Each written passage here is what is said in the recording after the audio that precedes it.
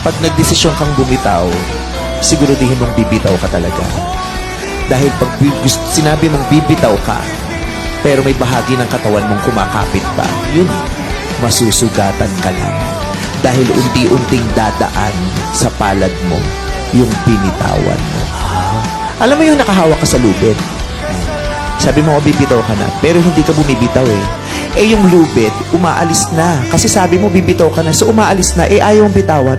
So habang umaalis yun, Susugat na nagagasgas yan, ka lalo. oo. So pag sinabi mong bibitaw ka, bitaw ka. Oh, dahil kung hindi, masasaktan ka pa. Di ba? Yun ang pinakamasakit, ang makapaghiwalay.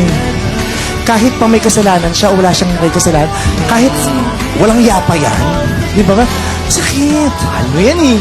Di ba? Ang sakit. At kaya ako nararamdaman ko yung, may mga nakakausap tayo dito, nararamdaman ko talaga yung sakit. So, gusto kong sabihin, no, kung pwede lang ganunin yung sakit.